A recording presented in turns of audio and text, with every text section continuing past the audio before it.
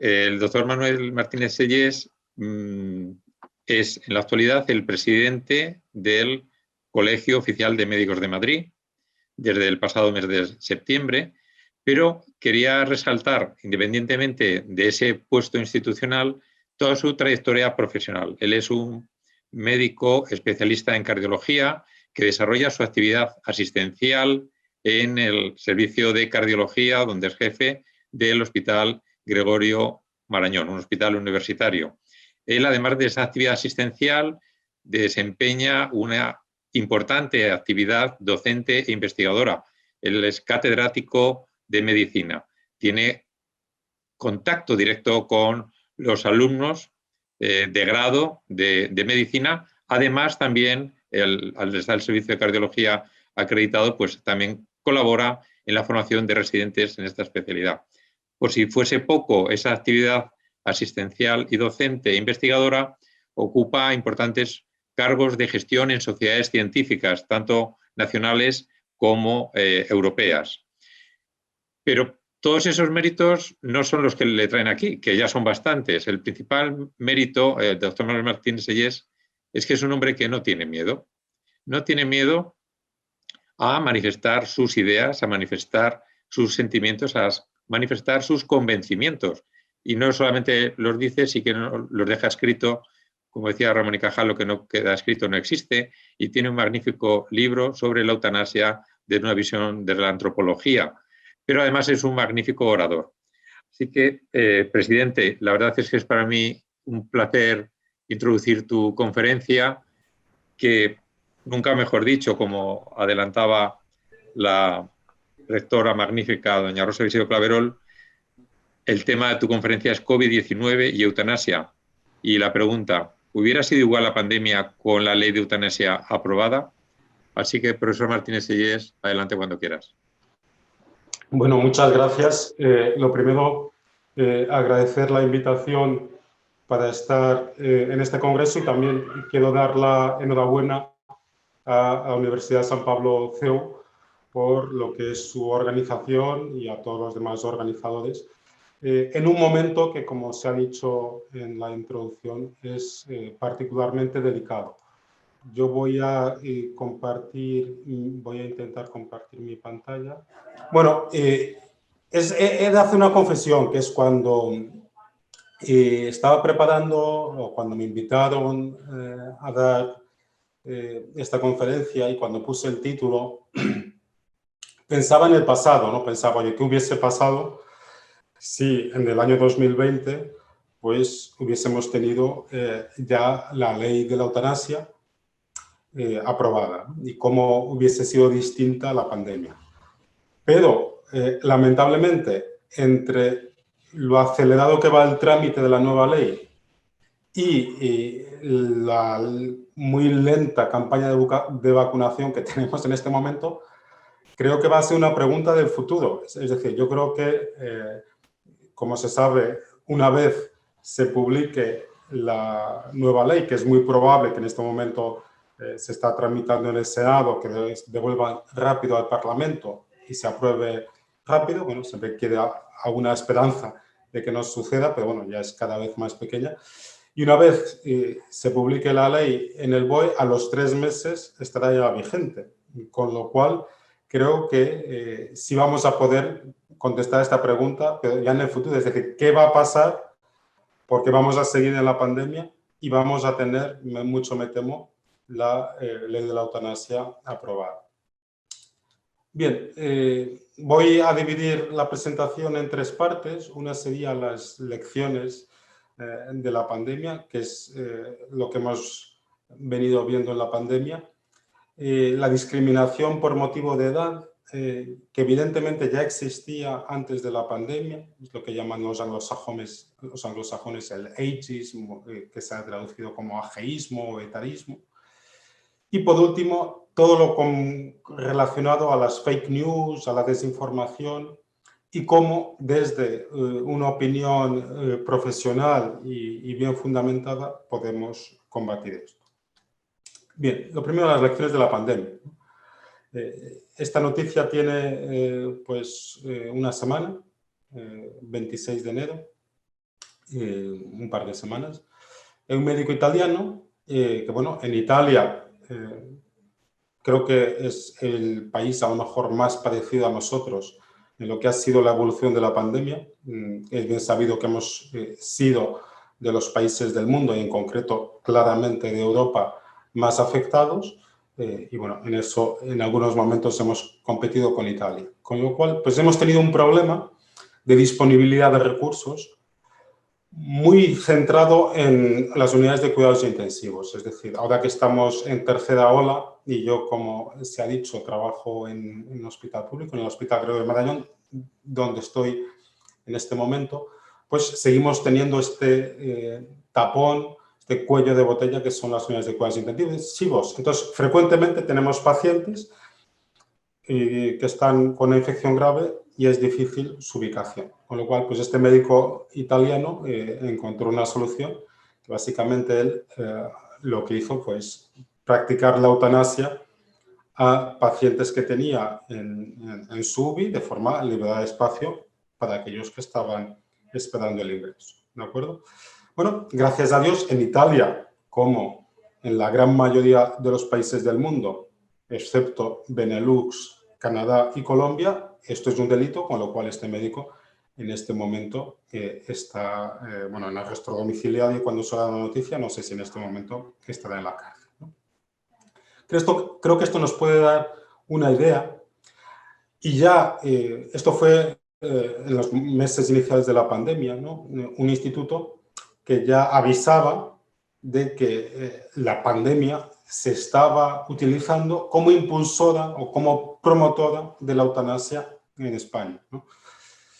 Lo que sí es cierto es que todo el trámite de la nueva ley se ha hecho en una situación de pandemia, es decir, una situación en la que estamos los sanitarios, los médicos volcados en tratar pacientes con infecciones graves por coronavirus y además una situación en la cual la sociedad no se puede manifestar. No ha habido la posibilidad de realizar manifestaciones multitudinarias contra esta ley, entre otras cosas, porque ahora mismo pues, sería algo implanteable. Bueno, pese a ello, seguimos teniendo casos como este de la persona más dañosa de España, pues con 113 años, María Bañas, traía ahí un vídeo, pero bueno, se puede ver en YouTube, que una vez supera ella su infección por coronavirus, pues le hacen una entrevista que a mí me parece súper interesante, ¿no? Porque además ella está cognitivamente perfecta y da unos mensajes que tanto desde el punto de vista humano y también desde el punto de vista más trascendental me parecen muy bonitos. Y hay uno de ellos que ella dice, pues que le dice, oye, ¿usted qué diría a la gente? Y tal, pues dice, que cada uno cuide su vida y que produzca todo el bien que pueda, ¿no? Bueno, me parece un mensaje muy bonito.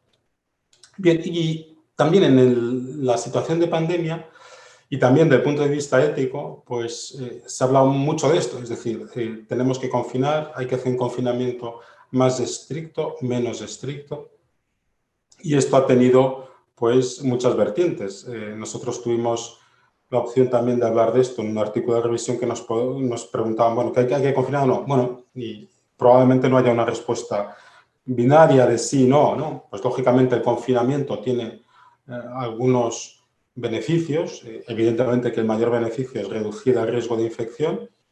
Ganar también tiempo, sobre todo si se piensa que vamos a tener una campaña de vacunación rápida y esperar a que llegue la vacuna a todo el que lo necesite.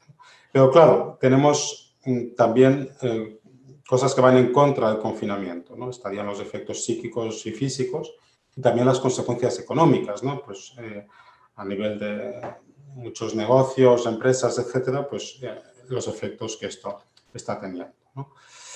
Bueno, desde el punto de vista psíquico, cada vez estamos viendo más pacientes o más personas que están teniendo psicopatologías pues, relacionadas con el hecho pues, de que el confinamiento o de ellos o de sus familiares pues, les acaba aislando del mundo, ¿no? Y esto cada vez es más un problema.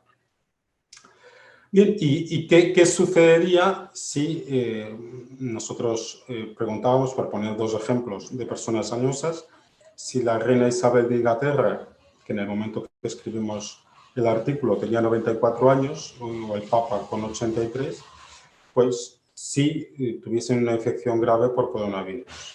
Es decir, alguien les cuestionaría que recibiesen los tratamientos adecuados y, si fuese necesario, pues que ingresasen en unidades de cuidados intensivos, ¿no?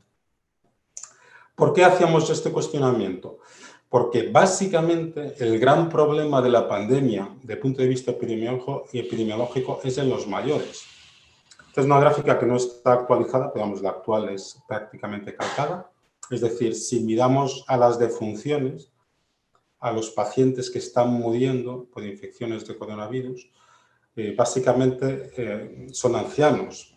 Es decir, evidentemente que hay personas jóvenes, sobre todo personas jóvenes con comorbilidades crónicas importantes, que también están teniendo infecciones graves y algunas acaban falleciendo. Entonces es algo muy excepcional.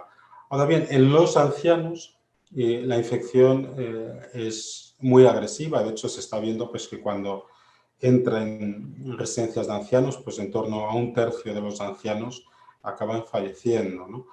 Con lo cual, pues el mensaje sería que es una enfermedad particularmente peligrosa para los mayores. Ahora bien, si eso es así, sorprende cuando uno va a ver las cifras de ingresos en unidades de cuidados intensivos que están en naranja, pues uno esperaría fuesen similares a las granates, es decir, aquellos que tienen las infecciones más graves sean los que más estén ingresando en las unidades de cuidados intensivos. Y no es así. De hecho, como se puede ver, pues ingresar en una unidad de cuidados intensivos es excepcional en ancianos y sobre todo en octogenarios es muy excepcional. Con lo cual, pues algo no está cuadrando, ¿no?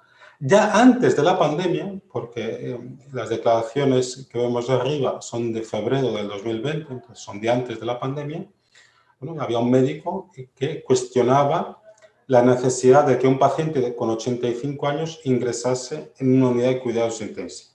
¿De acuerdo? Esto para mí claramente es ageísmo, es etarismo, es decir, discriminar a una persona exclusivamente por su edad. Es algo que en nuestra sociedad se sigue permitiendo. Imaginemos un médico que dijera, pues yo creo que los negros no deberían ingresar en las UBIs. Esto sería incluso denunciable, ¿no? O yo creo que las mujeres no tienen que ingresar en las unidades de cuidados intensivos.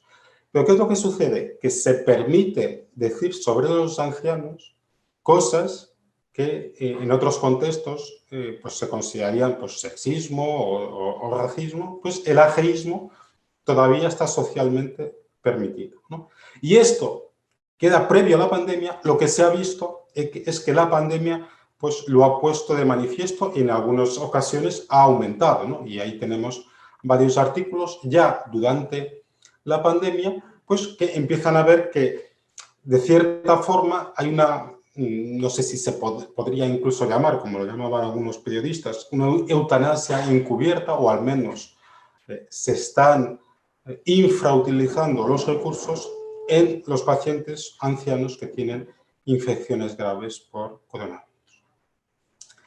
Tanta preocupación hubo que ya a finales del 2020, pues distintos medios, distintas instituciones tuvieron que hacer comunicados sobre este tema, ¿no?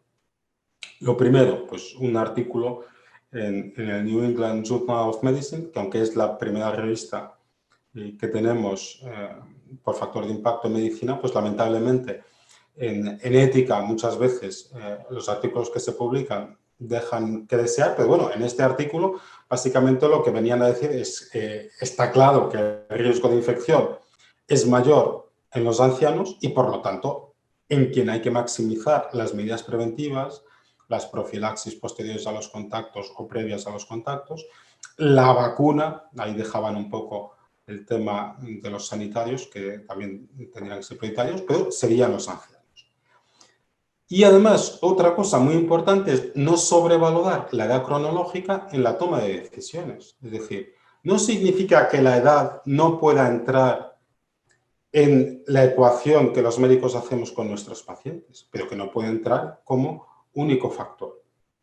De hecho, la Sociedad Europea de Geriatría, la Asociación Europea de Geriatría, tuvo que hacer un comunicado muy claro, muy duro, diciendo que la edad avanzada por sí sola, en ningún caso, podía ser un criterio para excluir un paciente de unidades de cuidados intensivos. Y es evidente que el motivo de este comunicado es que se estaba haciendo esto, ¿no? También el Comité de Bioética de España, que yo siempre recuerdo cuando hablo de estos temas, y en concreto de eutanasia, teniendo en cuenta también un informe que hay del año pasado del Comité de Bioética, que es el máximo organismo asesor del gobierno, que es un comité que depende del Ministerio de Sanidad y del Ministerio de Ciencia. Entonces, el Comité de Bioética también tuvo que sacar un comunicado diciendo que no se podía usar una mentalidad utilitarista, pues que estaba impidiendo que en España, en algunas unidades de cuidados intensivos, se estuviesen ingresando a mayores, ¿no? Y que nuevamente el comité volvía a decir que en ningún caso se podía hacer lo que se estaba haciendo en muchos sitios, que era usar la edad como criterio para decidir si el paciente ingresaba o no en la unidad de cuidados intensivos. Bueno, nosotros también pusimos nuestro granito de arena y desde la Sociedad Española de Cardiología y de la Sociedad Española de Geriatría y Gerontología sacamos un comunicado que se publicó en la Revista Española de Cardiología sobre las peculiaridades que tienen los ancianos con infección por COVID y teniendo en cuenta que hay muchos aspectos que determinan la expectativa teórica de vida. Es decir, la edad es uno de ellos, pero uno con 30 años puede tener una expectativa de vida muy corta y más corta que un paciente de 90 años. Es decir, que hay que tener en cuenta otros aspectos. Y eso sí, lo que también destacábamos es que aunque en algún caso pueda estar justificado a un individuo anciano o no a un individuo joven, pues el determinar que no es subsidiario de una unidad especializada, lo que nunca puede estar justificado es negarle asistencia médica, tratamiento sintomático y cuidados paliativos. Bueno, pacientes con expectativa de vida que sea inferior a 1 año, 2 años en algunos casos, pues ahí es verdad que hay que ser muy cuidadosos a la hora de seleccionar si esos pacientes son candidatos a unidades de cuidados intensivos. Y lo que también tenemos que tener claro es que si un paciente que inicialmente lo veíamos como candidato, si ha habido un empeoramiento, pues también hay que plantear a tiempo una adecuación terapéutica. Es decir, desintensificar el régimen terapéutico, lo que se llama limitar el esfuerzo terapéutico para evitar la futilidad. Bien, un poco con esto terminaría este aprendizaje que creo que nos ha traído la pandemia y quería entrar un poquito más de lleno en el tema del etarismo, de la discriminación por motivo de edad, porque creo que en un país como el nuestro, en el que se preveía, al menos antes de la pandemia, ahora la verdad es que las predicciones no sé qué habrá que retocarlas, pero antes de la pandemia se preveía que en menos de 20 años vamos a ser el país más envejecido del mundo. Esto significa que como sociedad vamos o estamos ya realizando un verdadero suicidio demográfico. Cada vez tenemos menos niños y nuestra población cada vez vive más. No voy a entrar ahora en esto, pero bueno, las limitaciones o las repercusiones económicas que esto tiene son evidentes, ¿no? No solo porque nuestros ancianos cada vez viven más, sino que muchos de ellos también, aparte de cobrar pensiones, pues necesitan cuidados médicos. Pero es que no es solo que tengamos muchos ancianos, sino que nuestros ancianos también viven mucho tiempo. Una mujer de 80 años en España, lo esperable es que viva hasta los 90 años. Es decir, estamos hablando ya de que no solo tenemos muchos ancianos, sino que estos ancianos tienen expectativas de vida que empiezan a ser también ya muy largas. ¿Y qué es la discriminación o qué es el etarismo, el ageísmo? Pues sería el distinguir, señalar a algún grupo de población por algún motivo, ¿de acuerdo? A veces puede ser favorable, pero otras veces se hace una discriminación negativa por perjuicios, básicamente es conocida la discriminación por raza, por sexo, pero también se puede hacer por edad. ¿Y se debe permitir? Bueno, es interesante ver que en algunas situaciones sí se puede permitir discriminar. Claro, pero tiene que ser claramente justificable, con un objetivo legítimo y que se mantenga la proporcionalidad. Y como luego veremos, pues en el ageísmo, en el ateísmo, en etarismo no se cumple ninguna de estas premisas, ¿no? Por lo tanto, el etarismo, el ancianismo es otra posible traducción, pues lo que viene a decir es eso, es una actitud muchas veces ya incluso institucionalizada, y es importante que esto está entrando o ha entrado ya pues en hospitales, en universidades, en lo que es la sociedad, y lo que hacemos es que estamos subordinando una persona en concreto o un grupo, como es en este caso, a causa de su edad. Me hizo gracia esta noticia de un jubilado holandés que pidió legalmente que le cambiasen la fecha de nacimiento en el DNI, ¿no? Él tenía 69 años y decía que con 69 años pues, era muy difícil encontrar trabajo, era muy difícil ligar, y él quería tener 49 años.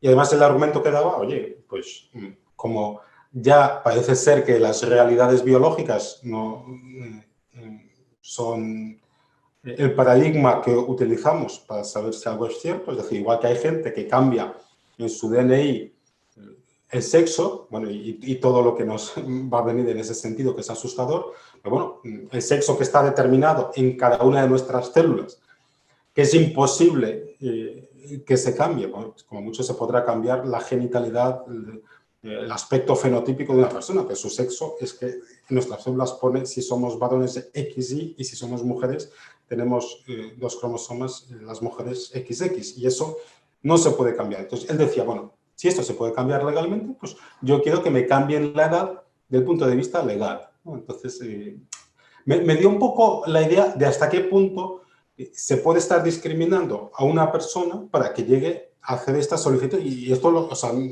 lo hizo de verdad, ¿no? Y contrató a un abogado y se metió en este. ¿Qué es lo que sucede? Que hay muchos estereotipos con las personas mayores, ¿no? Y no voy a entrar en detalle en ellos, porque además, como he escuchado que hay 190 asistentes, pues voy a intentar dejar un tiempo para debate. Pero básicamente, pues muchas veces esto de ver a los ancianos como que vuelven a la infancia, o que a partir de los 65 años ya la vida de los ancianos no es útil o productiva, pues que los ancianos tampoco tienen intereses en mantener relaciones sociales o de otro tipo, pues que los segundos matrimonios en ancianos están destinados al fracaso. Bueno, no quiero entrar, pero ahí tenemos muchos estereotipos, ¿no? Y lo que está claro es que esos estereotipos no se corresponden con la realidad. Y si nosotros vamos a tomar decisiones solo basadas en la edad, lo más probable es que nos equivoquemos.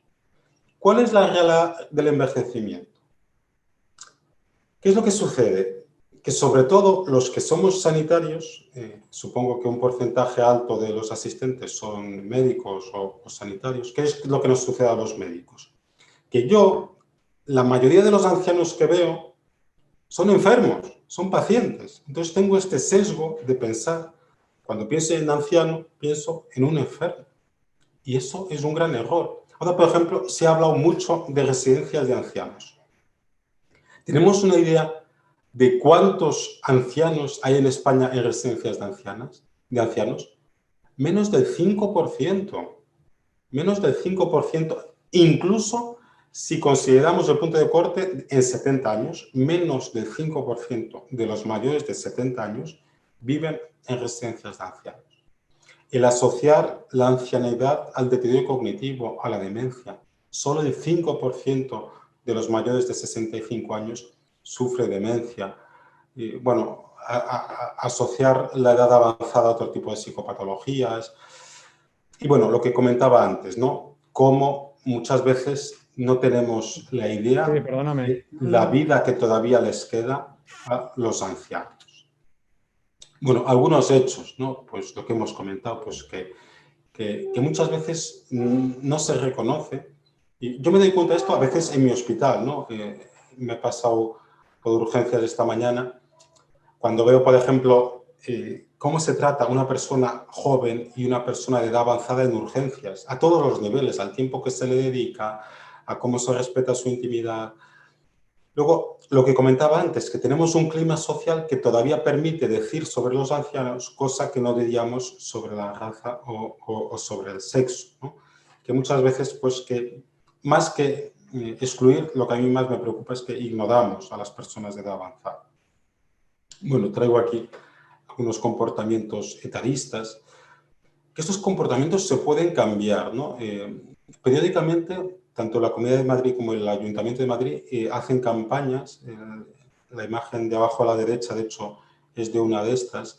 Y son campañas pues, que intentan que cambiemos como sociedad, o algunas campañas ya más destinadas al ámbito sanitario, pues que cambiemos la forma como tratamos a los ancianos. Algunos ejemplos que tampoco quiero detallarlos, tanto de etarismo médico que existe, y a veces incluso yo a mí mismo me sorprendo teniendo actitudes etaristas. Es decir, tenemos que tener cuidado en todo esto, ¿no? Como, por ejemplo, la edad no se puede usar para racionalizar los recursos, y el discriminar a los ancianos en el número de pruebas diagnósticas o de tratamientos que se les ofrecen. Y también, y esto me parece preocupante, el etarismo que hay en la formación médica, ¿no? Tenemos, pues probablemente en todas las facultades de medicina de España, una asignatura que es la pediatría, que muy poquitas tienen una asignatura de geriatría, ¿no? Y muchas veces también se transmite, tanto en la formación en pregrado como en la formación ya especializada durante la residencia, pues este concepto de que el paciente anciano es un paciente que es un puro, es un paciente desagradable, cuando es todo lo contrario, ¿no? Yo lo que le intento transmitir a mis residentes es que intelectualmente es mucho más desafiante tener un individuo de edad avanzada que está enfermo, en el que las cosas están mucho menos claras y mucho menos protocolizadas, que un individuo de edad joven, pues que es sota, caballo y rey, ¿no? Yo creo que un concepto que es clave es que la edad cronológica, la edad que pone nuestro DNI, muchas veces no se corresponde a la edad biológica. Todas estas personas que ven en la imagen tienen o tenían 80 años en el momento en el que se hizo la foto. Pero claro, a los 80 años uno puede estar en una condición física que les permita subir al pico del Everest, o bueno, a lo mejor no, o simplemente jugar al golf, o tener una vida activa desde el punto de vista físico, paseando, etcétera, o puede estar en una situación de gran dependencia y fragilidad. Esto lo digo porque si acaso a la hora de tomar una decisión desde el punto de vista clínico, lo que nos interesa sobre todo es la condición que pueda tener ese paciente desde el punto de vista biológico y no tanto su edad cronológica. También traigo ahí una frase que me gustó de Cicerón, escrita hace más de 2000 años, pero que tiene, creo, mucha actualidad. Es que nadie es tan viejo para no querer vivir otro año. Con esta última diapositiva ya termino de este tema del ageísmo. Son dos estudios que creo que ambos nos tienen que hacer reflexionar, ¿no? Uno publicado en el British Medical Journal hace 9 años. Este básicamente lo que refleja es una encuesta que se hace a médicos por toda Europa, y la pregunta era muy sencilla, ¿no? Se les preguntaba si, como médicos, les preocupaba cómo les iban a tratar a ellos cuando fuesen ancianos. Y yo creo que es asustador ver que el 80% se mostraban preocupados de cómo les van a tratar cuando sean ancianos. Básicamente, esto lo que refleja es que vemos cómo se están tratando a los ancianos.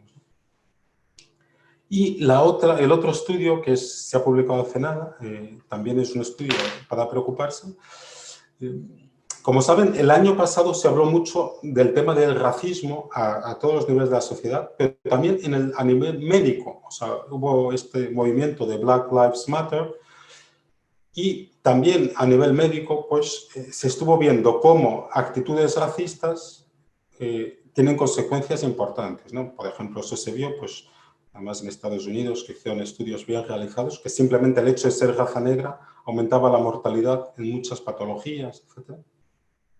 Pues bien, estos autores dicen, oiga, estamos muy preocupados como sociedad con el racismo, de cómo el racismo también influye en el ejercicio de la medicina, pero cuando ellos analizan el efecto del etarismo, ven que es incluso superior al efecto del racismo, con lo cual, pues ojo, que esto es preocupante.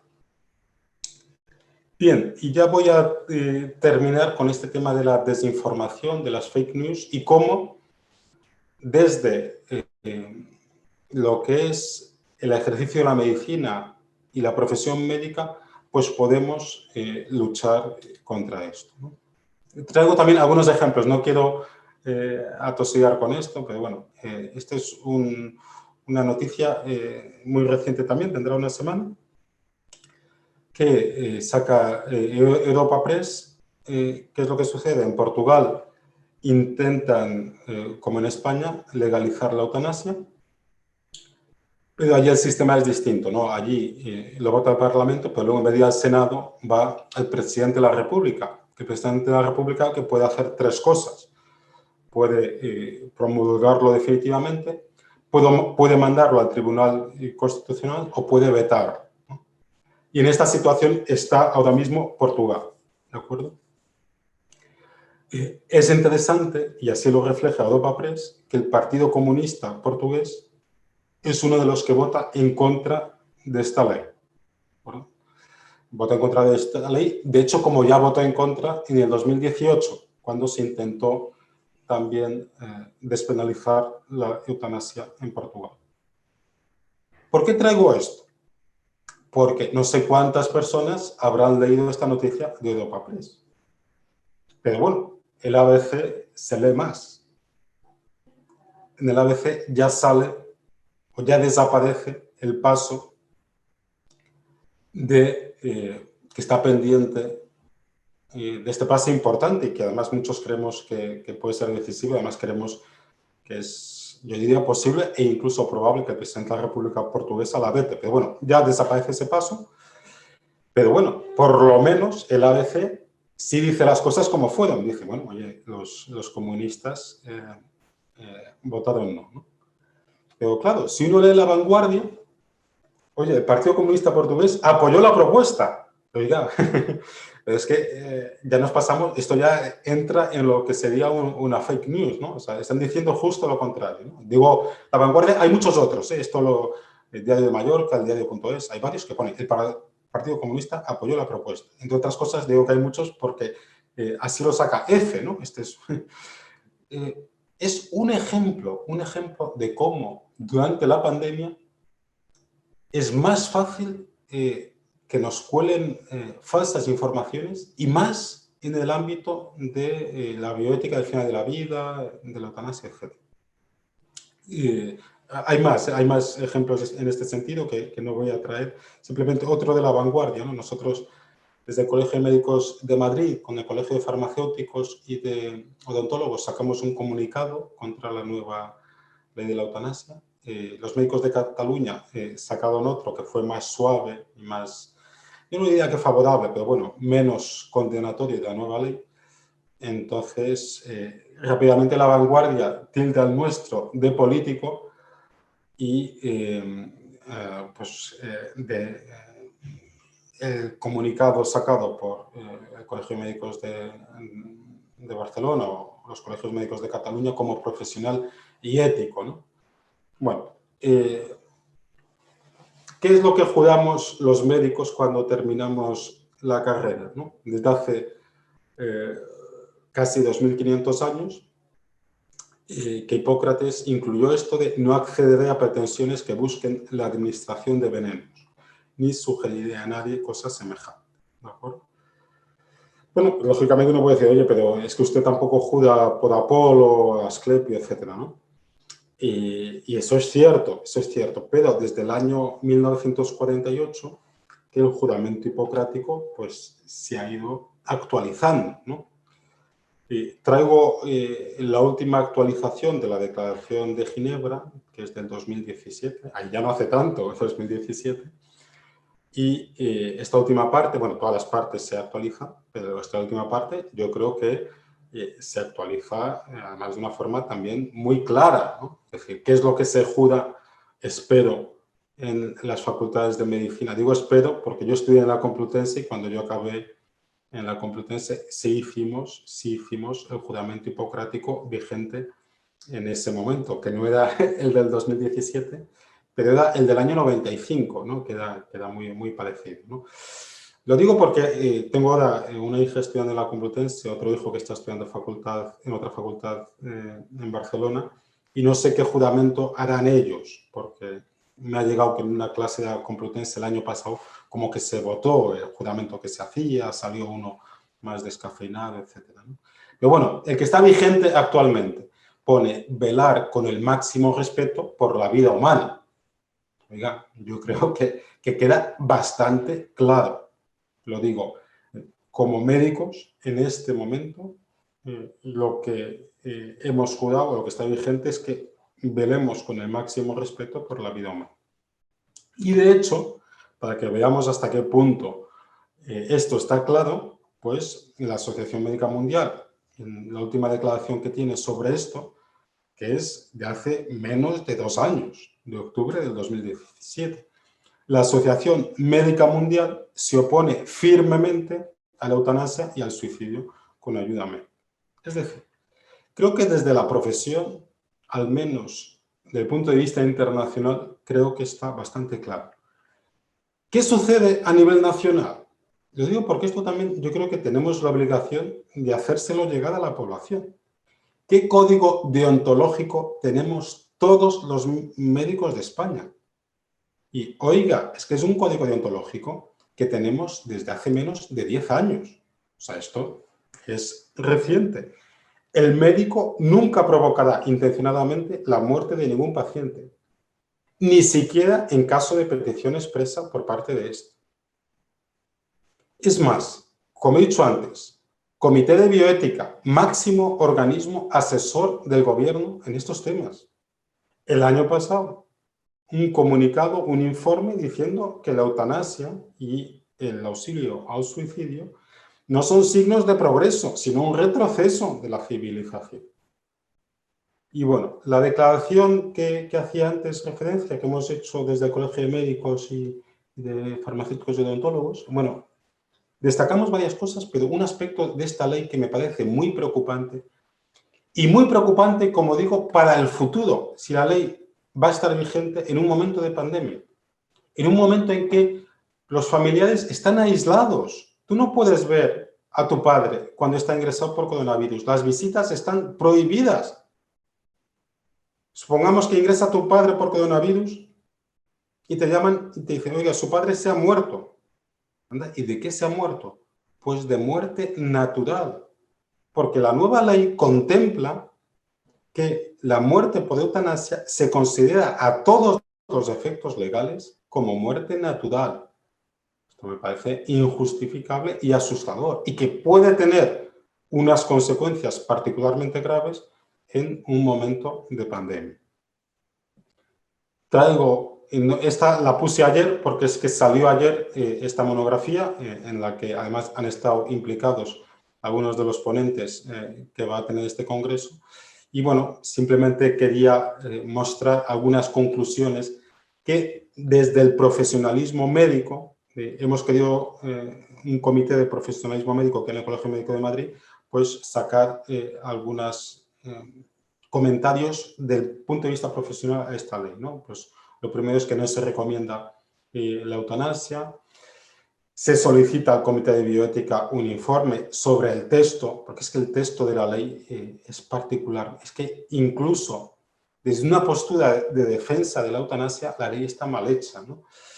El permitir informar En todas las demás leyes han ido expertos al Parlamento que han escuchado, ha habido un debate con los profesionales implicados. Aquí se nos va a obligar, van a intentar obligar a los médicos a hacer algo que va contra la esencia de su profesión sin que haya habido un debate con la profesión médica, ¿no?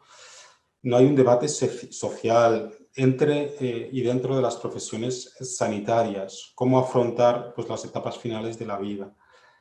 Oiga, elabore usted previamente una ley integral de cuidados paliativos. Es decir, estamos en un país con unos cuidados paliativos infradesarrollados.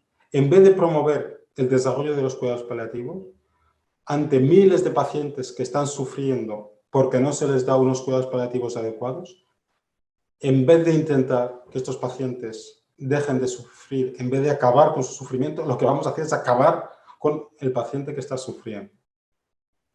Hay que estudiar alternativas más acordes a los principios deontológicos de la medicina, que los acabo de exponer, y sobre todo implementar una formación específica. Somos de los pocos países en Europa que no tenemos una especialidad específica oficial de cuidados paliativos. Qué casualidad que tampoco existe en el Benelux.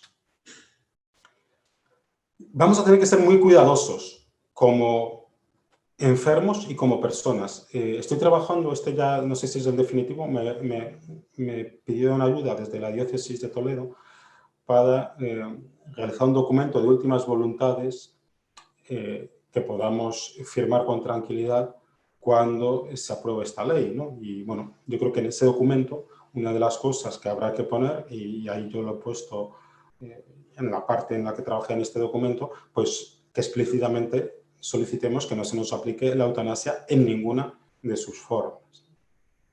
Bien, y con esto termino, simplemente como mensaje un poco para llevar a casa, pues que la situación actual de pandemia, pues ya no es que acelerar un trámite de algo tan delicado sea inadecuado, es que es particularmente inoportuno.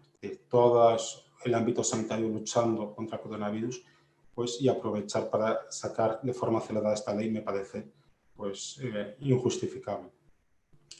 La pandemia podría haber tenido consecuencias más graves de las que ha tenido con la ley de la eutanasia aprobada.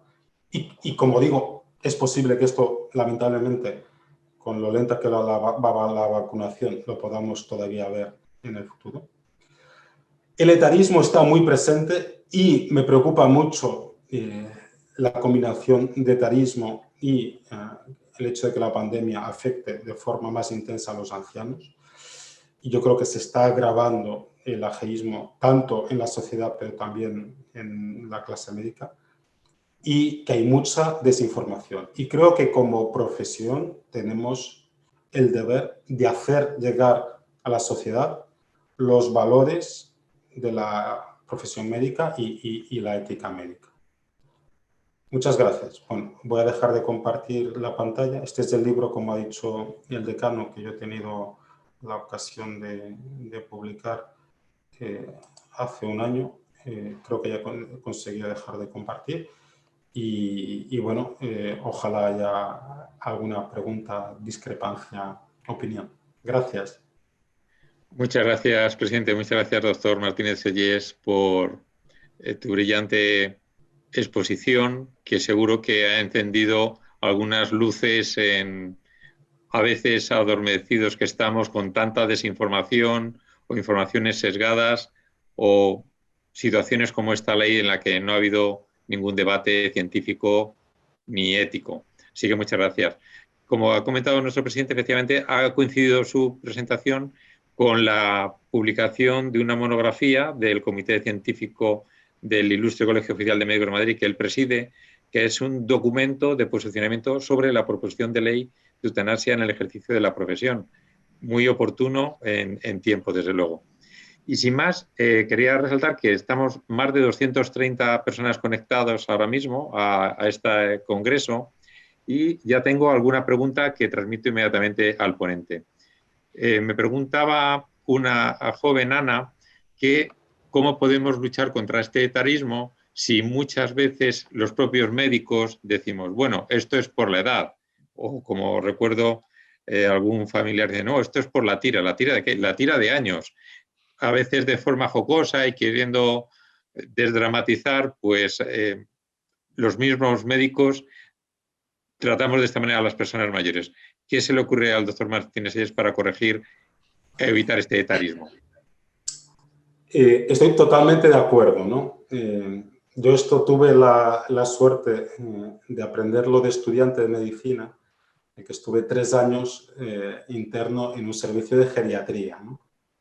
Y entonces me cambió la visión, ¿no? Porque esto, no, eso es por la edad. Me acuerdo una anécdota de un paciente que iba y se quejaba de un dolor osteoarticular en la rodilla derecha.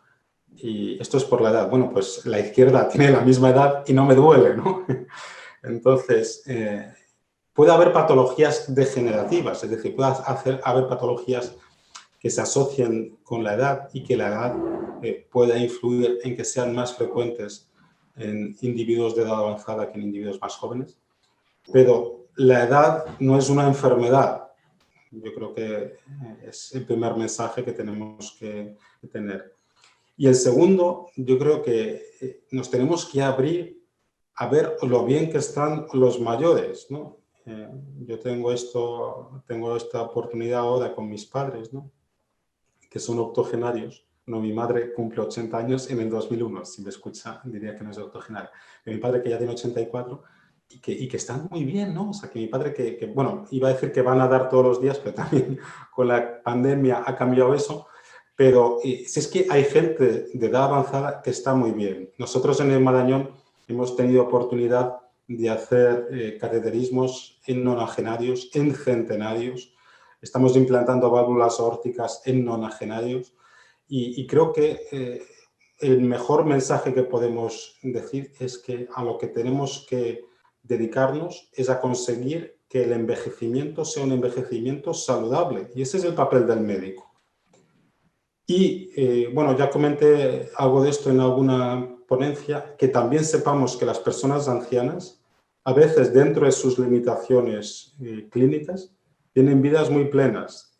También he comentado una vez que esto lo aprendí con una paciente de 104 años, que le pregunté por su calidad de vida de 1 a 10, y una paciente que venía en una silla de ruedas muy caquéctica, demacrada, que daba, la verdad, penita mirar a la señora, me contestó 8, y me explicó cómo disfrutaba ella con sus nietos, con sus bisnietos. Con lo cual, aunque sea solo por motivos egoístas, porque nosotros, si tenemos suerte, también llegaremos a la ancianidad, creo que como médicos tenemos que hacer un esfuerzo para tratar de forma, yo diría que justa, a nuestros ancianos. Es decir, a mí si me viene al mismo tiempo un infarto en un paciente de edad avanzada y en un paciente joven y solo tengo una sala de hemodinámica de urgencias, que es lo que sucede en mi hospital, hay que elegir. Y yo creo que probablemente la mayoría de las veces haya que elegir a favor del paciente anciano, pues es el que tiene más riesgo de ese infarto. Es cierto que muchas veces se elige el paciente joven, y esto yo creo que es un error. Entre otras cosas, si acaso el anciano ha cotizado más años y se ha ganado más el hecho de que usemos los recursos que él ha cotizado para tratar, ¿no? O sea, simplemente el que no estemos justificando actitudes de discriminación por motivo de edad. Pero bueno, estoy de acuerdo con la persona que ha hecho la pregunta, que no sé si es médico o estudiante de medicina, pero que muchas veces los culpables somos nosotros, ¿no? Y yo mismo también, yo mismo a veces me pillo con actitudes etadistas. Muchas gracias, doctor Martínez Selles. Tenemos varias preguntas. En esta solamente te voy a decir que digas sí o no si estás de acuerdo, porque tengo otras que te pediré que te explayes. Nos comentaba Vicente Soriano, es un comentario, te felicita por la presentación, muy bien expuesta, y él comenta que sí, igual que hay sectarismo por sexo y razas, mientras que no se considera la exclusión por edad. Es cierto, sí, ¿Está de acuerdo? me parece bien. El tema, bueno, no me voy a explayar porque no hay tiempo, pero el Black Lives Matter nace de una situación muy concreta, que es que unos policías en Estados Unidos matan, como se sabe, a un detenido de raza negra, y bueno, a raíz de eso nace el movimiento. Entonces, con lo cual, Vicente, que además sabe mucho de comunicación, tenemos que buscar como algo así muy impactante, personalizado en un individuo de edad avanzada que le traten mal y a partir de ahí buscar el movimiento Age Matter, al cual me sumaré encantado. Muchas gracias. Esta es más complicada porque una profesora, Mercedes de Aguarede, le gustaría que hicieses un resumen muy esquemático de la ley de eutanasia. Casi resumirla, no sé si quieres dar 2 o 3 puntos muy rápidos porque es una ley compleja. Nosotros, de hecho, el documento que ya te lo haremos llegar, Mercedes, del comité, pues son 5 folios después de muchas reuniones de trabajo y asesoría externa que luego explicaré. Si quieres dar algún titular de la ley, profesor. Bueno, yo, como bien has comentado, creo que lo mejor es que Mercedes reciba este documento. Yo destacar 2 cosas, ¿no? Yo creo que es una ley que, aunque se hace desde intentar maximizar el respeto por la autonomía del paciente, que al final va a tener el efecto contrario, es decir, va a ser una ley que, al menos en algunos pacientes, se va a usar de forma coaccionarles a solicitar la eutanasia. Y luego creo que es una ley que es particularmente negativa para la profesión médica. Es decir, nos pone en una situación... O sea, yo entiendo que desde el punto de vista ideológico o económico se quiere aprobar la eutanasia. Lo que no entiendo es que se elige a unos profesionales que nos dedicamos a otra cosa para aplicarlo. Bueno, sería como algunos estados en Estados Unidos que tienen la pena de muerte que no encuentran a médicos que quieran aplicar la pena de muerte y han tenido que crear una profesión de verdugo para aplicarlo, ¿no? Entonces, esta ley, de la que se puede hablar mucho y que no lo voy a hacer por falta de tiempo, pues me parece que es indignante para la población, pero, si acaso, incluso más preocupante en la situación de debilidad en la que deja a los médicos, que por supuesto de forma mayoritaria creo que haremos objeción de conciencia, pero bueno, también ya veremos qué implicaciones laborales tiene la objeción de conciencia. Pero efectivamente, como Tomás os hará llegar a los que os interese el comunicado este del Comité Científico del Profesionalismo, creo que ahí está bien explicado. Muchas gracias, doctor Martínez Sellés. Tenemos una pregunta de don Andrés Piñón, que es un patrono de nuestra fundación. Te traslado la pregunta.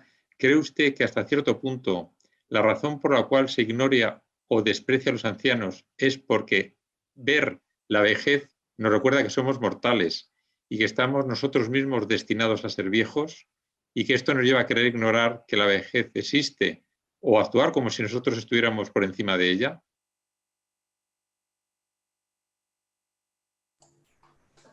Creo que la ancianidad, como la muerte y el sufrimiento, se han convertido en un tabú en nuestra sociedad. Yo no veo la televisión, he de confesarlo, pero bueno, es difícil encontrar anuncios con personas de edad avanzada. No se habla de hasta qué punto hay personas de edad avanzada que siguen teniendo vidas muy activas y muy productivas.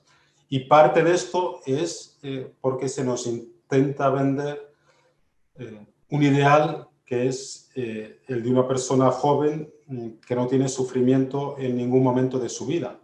Con lo cual sí creo que algo de eso hay. Y la mejor forma de luchar contra esto, lo primero creo que es el conocer la realidad de la ancianidad.